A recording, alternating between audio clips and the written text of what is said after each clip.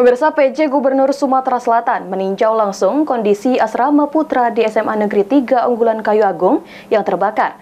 Pemprov Sumsel menjanjikan akan menyiapkan anggaran 2 miliar dari anggaran belanja tak terduga untuk renovasi.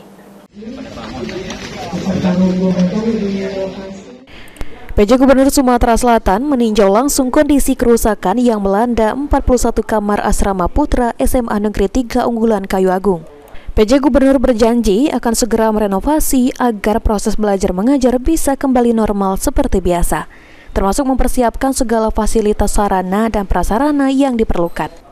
Menurut PJ Gubernur Sumsel, Agus Fatoni, dalam kondisi musibah yang terjadi seperti ini, pemerintah daerah bisa merespon cepat melalui pergeseran anggaran, karena jika menunggu dari APBD akan membutuhkan proses yang cukup lama. Ia mengatakan renovasi akan segera dilakukan mulai bulan Juni 2024, sehingga para peserta didik yang berasrama bisa lebih nyaman dalam proses belajar mengajar. Kebutuhan apapun yang dibutuhkan oleh masyarakat.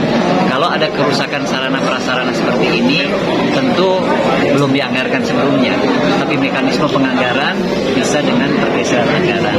Maka kita akan segera lakukan pergeseran anggaran untuk memperbaiki asrama ini.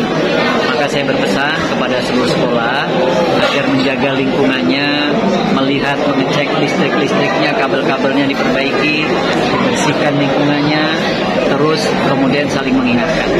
Yang jangka pendek kita mengatasi siswa-siswanya tadi. Kemarin penanganan pertama dengan daring, tapi sekarang sudah disiapkan asrama sementara. Kita akan memenuhi atau membeli atau melengkapi alat-alat yang diperlukan, yang prosesnya tidak perlu lama. Kalau bangunan kan memang perlu lama ya, ada perencanaan, ada pergeseran, kemudian ada pembangunan. Pak, apakah tahun taksiran sementara sekitar 2 miliar lebih.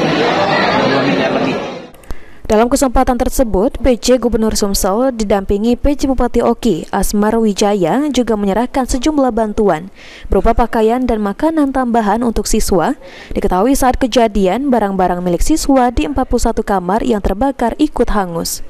Sementara ini, pihak sekolah sudah mempersiapkan ruangan yang dilengkapi tempat tidur yang akan digunakan sebagai asrama sementara bagi siswa putra, sembari menunggu proses rehab berjalan. Novan Wijaya, PAL TV.